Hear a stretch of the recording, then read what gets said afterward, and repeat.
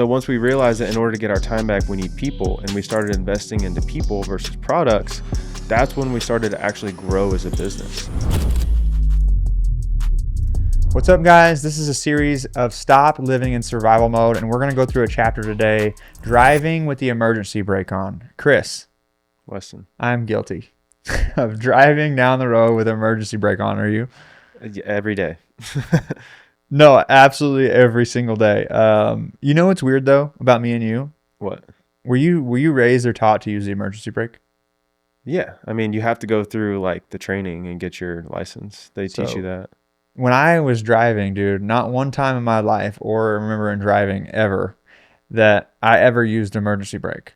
No? Like in my family, we don't use the emergency brake. Even when you park on a hill, like never in my life has my dad been like, "Hey son, put the emergency brake on." Like I didn't even know what it was, bro, if I'm honest. No wonder he gets a new truck every year because the freaking transmission goes out. You know that's what that's for, right?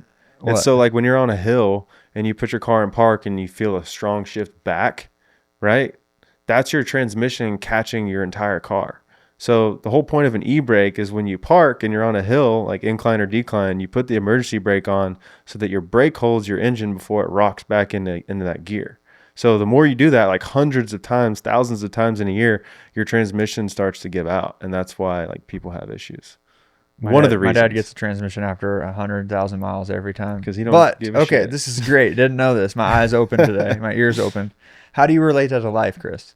I think a lot of times we have that emergency brake on when we're trying to move forward, and it's just one thing that we haven't thought about. So, like your emergency brake can mean multiple things. It can mean things that are holding you back. Like in the last episode, we talked about the backpack you forget about and fill with all these dumbbells of words that we take on and hold and kind of forget about. And it's like the emergency brake's kind of the same thing where we have it on a lot and it's holding us back and we forget about it until we open up and look up versus focus on like the ground in front of us, and we see our problems. No, you're 100% right.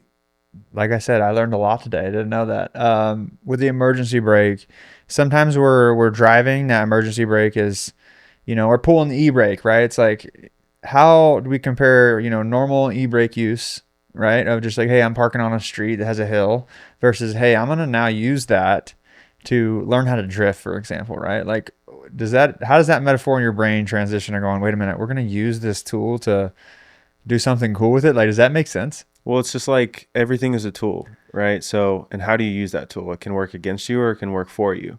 And the e-brake, like you said, if you're trying to drift around a corner, that can really work for you. It's probably the only thing that's going to help you drift. But if you're trying to just move forward without resistance, that e-brake's going to hold you back. So the tools can help you or they can move against you. It just depends on how you use them. So a lot of times when people have that e-brake on, it's because that tool, they're using it the wrong way in their life.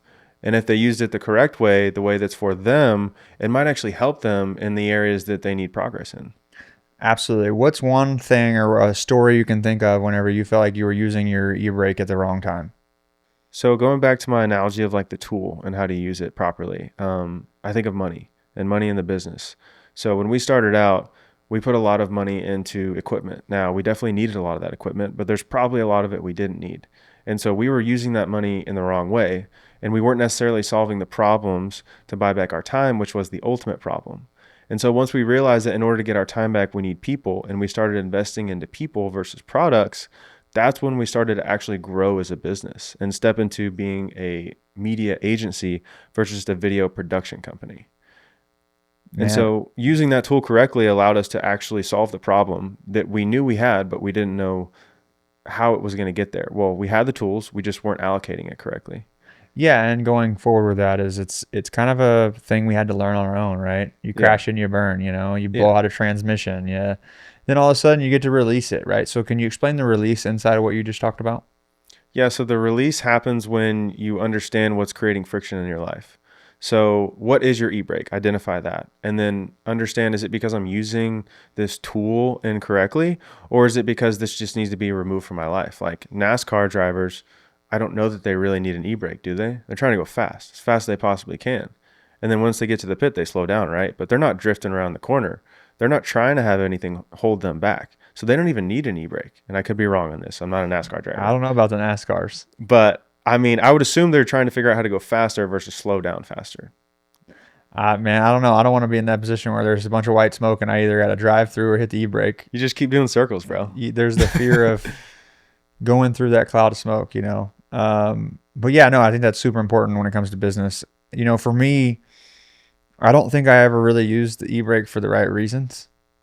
I've never been a person to like, oh, let me put the car in park and, you know, hit my e-brake. I've been the drifter my whole life where I'm 100 miles an hour and then I'm like, oh shit. I got to turn.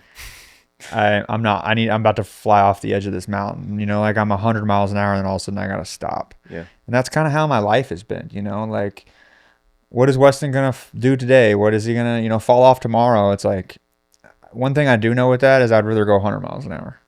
And I wouldn't say that's right for every single person, but as my brain type of being a visionary, my job is to do that. I have to be fearless in certain spaces of I got to punch this as fast as I can go and see what breaks so that we can reveal it. Mm-hmm. Right. And, you know, when you think about drifting or those cars, you know, that do all that, it's like, man, you're hitting e-brake, you're punching, you're moving, you're boom, boom, boom, you know, all those different things. And then you have the executor, you have the innovator that combine together where it's like they're in a headpiece going, hey, you need to come on this corner slower, faster, and then you're hitting the e-brake. So you're getting direction now with the chaos. And I feel like that's why our relationship and partnership works really well is because, Weston, I don't know where you're going to go, but I'm going to try to help as much as possible. Yeah. Yeah. And, you know, that e-brake is a massive tool that you've helped me been able to release or been able to pull, as well as, you know, I would consider you more of the steering wheel a lot. It's like, okay, his foot's on the gas. That's not stopping. That's going to stay 100 miles an hour. It's just, can I operate Weston's brain sometimes with a steering wheel or an e-brake? Yeah, I think a lot of times I'm that retaining wall too. So you don't fly off the edge. You might crash, but you ain't falling off. Yeah, no, exactly. And that's the fun part. So, you know, going into this, Chris, anybody that you feel like has been in the position of pulling an e-brake or just, you know, using the e-brake, how do you help them kind of get that realization of identifying what the e-brake actually is in their life? Like, how do you get them to know when to pull it and know when to release it? So like I said, it's what is the biggest thing that's holding you back in life? What's creating the most friction in your life? And most often that's your e-brake. And so what you do from that is you got to figure out how to release it. And how you do that is by, okay, what's my core problem? And focusing like majority of your focus on just the problem, because if you understand it, where it comes from, why it's happening, then you can clearly direct that to a solution. But if you don't understand what that is, then you're going to have a hard time finding the people or the things that will help you solve that. He's the guy you need to talk to. He's the guy that's kept me in bounds. He's the retaining wall. He's the steering wheel. He's the e-brake.